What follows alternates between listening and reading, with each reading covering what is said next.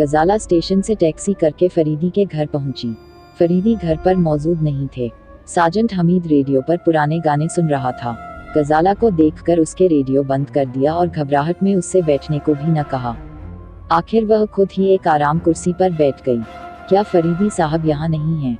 गजाला ने पूछा। कहीं गए हैं, शहर से बाहर। जी नहीं। कब तक लौटेंगे यह बताना जरा मुश्किल है। खैर, मैं उनका इंतजार करूंगी। उसके बाद खामोशी छा गई। आपने रेडियो क्यों बंद कर दिया? गजाला मुस्कुराकर बोली, आपको पुराने गानों से बड़ी दिलचस्पी मालूम होती है। हाँ, कुछ यूं ही सी। हमीद ने दोबारा रेडियो की सुई घुमाते हुए कहा। क्या फरीदी साहब आजकल छुट्टी पर हैं? जी हाँ। और आप भी? जी। फिर खामोशी छा गई। थोड़ी देर बाद हमीद उठा। तो आप भी कहीं जा रहे हैं? जरा चाय के लिए कह दूं? ओह, तकलीफ न कीजिए। तकलीफ की कोई बात नहीं। हमीद के चली जाने के बाद गजाला ने मेज पर रखी हुई किताबें उल्टनी पलटनी शुरू कर दी। वह इस वक्त फरीदी की लाइब्रेरी में बैठी हुई थी। यहाँ चारों तरफ किताबों से भरी हुई अलमारियां लगी हुई थी। लाइब्रेरी में कमरा फरीदी के अजायब घर के कमरे से मिला हुआ था। दोनों के बीच सिर्फ एक दीवार थे। गजाला जिस मेज की किताबें देख रही थी, वह उसी दीवार से मिली हुई थे। जैसे ही उसने रैक में लगी हुई किताबों से एक किताब उठाई, उसे दीवार में एक बड़ा सा छेद दिखाई दिया और साथ ही सांप के फुफकारने की आवाज आई। वह घबराकर चारों तरफ देखने लगी। आवाज फिर सुनाई दी। अब उसकी समझ में आया कि यह आवाज दूसरे कमरे से इस छेद से आ रही है। उसने किताबें हटाकर अपनी आंखें छेद से लगा दी। दूसरे कमरे में एक बहुत ज्यादा पावर वाला बल्ब जल रहा था। फुफकार की आवाज फिर सुनाई दी और गजाला चीख मारकर पीछे हट गई। एक बड़ा सा सांप जमीन पर बिछे हुए कालीन पर रेंग रहा था। हमीद साहब, हमीद साहब, वह जोर से चीखने लगी। क्या बात है? हमीद कमरे में दौड़ता हुआ आया। वह कमरे में सांप। गजाला हौंफती हुई बोली। हमीद हंसने लगा। मैं कसम खाकर कह सकती हूँ, आप खुद ही देख लीजिए। गजाला छेद की तरफ इशारा करते हुए बोली। तो मैं कब कह रहा हूँ कि आप झूठ कह रही हैं? हमीद मुस्कुराकर बोला। गजाला उसे हैरत से देखने लगी। यहाँ एक नहीं, सैकड़ों हैं। जी। गजाला की हैरत और भी बढ़ गई। जी हाँ, यह फरीदी साहब का अजायब घर है। इत्तेफाक से इस वक्त इस कमरे की कुंजी उन्हीं के पास है, वरना मैं आपको यहाँ की सैर कराता। क्या उन्होंने सांप भी पाल रखे हैं? जी हाँ, सैकड़ों की तादाद में। गजाला खामोश हो गई। फरीदी की शख्सियत उसे तारिक से भी अजीब मालूम होने लगी, जो अपने कंधे पर नेवला उठाए फिरता है। फरीदी साहब 9:30 बजे तक वापस आ जाएंगे, क्योंकि यह इन सांपों के दूध पीने का वक्त होता है। दूध कौन पिलाता है उन्हें? गजाला ने पूछा। खुद फरीदी साहब। गजाला उसे फिर फटी फटी नजरों से देखने लगी। आइए दूसरे कमरे में चल कर बैठें। जैसे जैसे इनके खाने का वक्त करीब आता जाएगा, वैसे वैसे इनकी गमा चौकड़ी बढ़ती जाएगी। हमीद ने दीवार के छेद को किताबों से ढांकते हुए कहा। दोनों लाइब्रेरी से उठकर ड्राइंग रूम में चले आए। थोड़ी देर बाद चाय आ गई। आपने बेकार ही में तकलीफ की, गजाला बोली। तकलीफ? हमीद मुस्कुराकर बोला, आप भी कमाल करती हैं। उसने चाय बनाकर गजाला के आगे बढ़ा दी। बरामदे में कदमों की आवाज सुनाई दी और फिर सन्नाटा छा गया। हमीद ने पलटकर देख, उसकी महबूबा शहनाज दरवाजे पर खड़ी गजाला को घूर रही थी। हमीद बौखला कर खड़ा हो गया। आओ आओ। शहनाज आकर बैठ गई। चाय? हमीद ने उसकी तरफ प्याली बढ़ाते हुए कहा। नहीं, मैं पीकर आई हूँ, शहनाज ने सूखी आवाज में कहा। आपसे मिलिए, आप गजाला खानम हैं। आप शहनाज बानो। शहनाज और गजाला ने हाथ मिलाते हुए 2-4 रस्मी जुमले दोहराए और फिर खामोशी से एक दूसरे को देखने लगी। भाई, चाय तो हर वक्त पी जा सकती है, हमीद ने शहनाज से कहा। जरूरी नहीं कि मैं भी आपकी उसूल पर अमल करूं, शहनाज ने ऐसे अंदाज में कहा कि हमीद झेप गया। अब उसने खामोश रहना ही मुनासिब समझा। उसने महसूस कर लिया कि अगर शहनाज गजाला को देखकर शक कर रही है, तो ऐसी सूरत में उसे छेड़ना यकीनन खतरनाक बात थी। आप फरीदी साहब से मिलने आई हैं, हमीद ने कहा।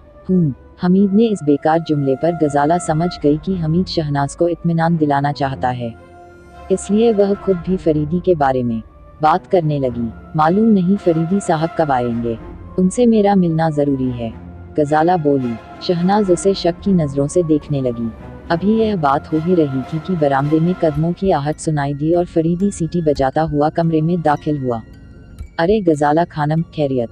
फरीदी ने दरवाजे पर रुककर कहा। सब लोग खड़े हो गए। कब आईं? फरीदी ने गजाला से हाथ मिलाते हुए कहा। लगभग 1 घंटे से आपका इंतजार कर रही हूँ। स्टेशन से उतरकर सीधी इधर ही आई हूँ और हमीद साहब आपको सिर्फ चाय पर टाल रहे हैं। बैठिए बैठिए। फिर हमीद की तरफ मुड़कर बोला, अरे भाई खाने के लिए कहो। नहीं नहीं, मैं खाना नहीं खाऊंगी, अभी मुझे अपने एक रिश्तेदार के यहाँ जाना है। रिश्तेदार तो मैं भी हूँ। क्या नवाब साहब ने आपको नहीं बताया? फरीदी ने कहा, बताया था, लेकिन वेकिन कुछ नहीं। फरीदी ने फिर हमीद की तरफ देखकर कहा, हमीद खैर खा लूंगी, लेकिन पहले वह काम होना चाहिए जिसके लिए मैं आई हूँ। क्या बात है, कोई खास परेशानी?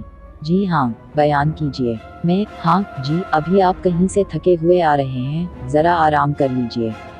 फरीदी समझ गया कि वह शहनाज की मौजूदगी में कुछ कहते हुए हिचकिचा रही है। आइए मैं आपको अपना घर दिखाऊं, फरीदी ने उठते हुए कहा। गजाला भी खड़ी हो गई। उन्हें अजायब घर जरूर दिखाएगा, अभी आपकी लाइब्रेरी से एक सांप देखकर डर गई थी। हमीद ने कहा, अच्छा। फरीदी ने कहा, खैर आइए। दोनों ड्राइंग रूम से चले गए। तुम कुछ नाराज मालूम होती हो, हमीद ने शहनाज से कहा। नहीं तो, फिर चाय क्यों नहीं पी? वाह, यह अच्छी रही। यकीनन चाय अच्छी है, तुम पी कर तो देखो। छोड़िए, अब तो बेकार में जुमलों को तोड़ने मरोड़ने लगते हैं, शहनाज ने तंग आकर कहा। लेकिन आज तक किसी जुमले ने मुझसे इसकी शिकायत नहीं की। बस अब चल पड़ा चरखा, शहनाज मुंह बनाकर बोली। अच्छा, यह बताइए कि आप वादा करने के बावजूद भी कल क्यों नहीं आए? शहनाज ने कहा, यह फरीदी साहब से पूछो, उनके चक्कर में पड़ने के बाद उससे निकलना मुश्किल होता है। आजकल कौन सा चक्कर, छुट्टी पर है ना, जिस पर हर वक्त काम करने का भूत सवार रहता हो, उसके लिए कैसी छुट्टी? गजाला का इस वक्त आना मुझे परेशान कर रहा है। क्यों, कोई गैरमामूली बात? तो आपको किस बात की परेशानी है? परेशानी यूं है कि कहीं यह छुट्टियों का जमाना यूं ही बर्बाद न हो जाए। अगर वह किसी मामले में फरीदी साहब से मदद लेने आई है तो फिर छुट्टियों का अल्लाह ही मालिक है। यह गजाला कौन है? ताराब नगर के जागीरदार रशीदुज्जमा की लड़की। फिर खामोशी छा गई। दरअसल मैं यह कहने आई हूँ कि परसों मेरी बर्थडे है। तो क्या खिलाओगी मुझे? लेमन ड्रॉप्स, शहनाज के कहा और हंसने लगी। नहीं, हम तो, वह शहनाज के गाल की तरफ इशारे करके बोला। आप शैतान हैं, शहनाज ने धीरे से कहा और शर्मा कर सिर झुका लिया। अच्छा जी, हम शैतान हैं, शहनाज ने सिर हिला दिया। उसके होंठों पर शर्मीली मुस्कुराहट फैल रही थी। जाओ, नहीं बोलते, हमीद ने रूठ जाने की एक्टिंग की। इसके अलावा और कुछ भी आता है आपको? शहनाज बोली। गाना आता है, बजाना है, मगर शर्त यह है हाथ मेरे सिर दूसरे का हो। तैरना आता है, घुड़सवारी का माहिर हूँ, बचपन में खुद घोड़ा बन जाता था। खाना पका नहीं सकता, लेकिन खाना आता ही। वालिद साहब अक्सर कहते हैं कि बस बस, शहनाज हाथ उठाकर बोली। फिर चल पड़ा चरखा। अच्छा, उसे जाने दो, हमीद संजीदा होकर बोला। तुम फूलों से ज्यादा हसीन हो, कमल से ज्यादा नाजुक। तुम्हारी आवाज नहीं, शहद की बूंद है। जब तुम मुस्कुराती हो तो कलियां खिल जाती हैं, जब चलती हो तो कयामत अपने गरेबान में मुंह डालकर खड़ी की खड़ी रह जाती है, और जब नहीं चलती हो तो कयामत अपना इरादा बदलकर, ओह वह बदलकर क्या करने लगती है, जानती हो? तुम नहीं जानती। अच्छा, मेरी आंखों में देखो क्या दिखाई देता है? कलियों की मुस्कुराहट, फूलों का निखार। शहनाज हमीद की आवाज की नकल करते हुए बोली। पत्तों की जवानी, बिजली की चमक, बादलों की गरज, वगैरह वगैरह। तब तो तुम जरूर अपनी आंखों का इलाज कराओ। हमीद मुस्कुराकर बोला, मेरी आंखों में सिर्फ दीदे हैं। दीदे? क्या समझी? अपना सिर, शहनाज झेप कर बोले। हमीद कुछ कहने ही वाला था कि एक नौकर ने खाने की खबर दी। इंस्पेक्टर साहब और मेहमान खाने की मेज पर आप लोगों का इंतजार कर रहे हैं। मैं तो चली, शहनाज ने उठते हुए कहा। वाह, चाय नहीं पी तो खाना भी न खाओगी? हमीद ने कह, और फिर दोनों खाना खाने के लिए जा पहुंचे। खाने की मेज पर ज्यादातर खामोशी ही रही। फरीदी किसी सोच में डूबा हुआ था। उसे इस हाल में देखकर हमीद का माथा ठनका। फरीदी का इस तरह सोच में डूब जाना खास मौकों पर ही दिखाई देता था।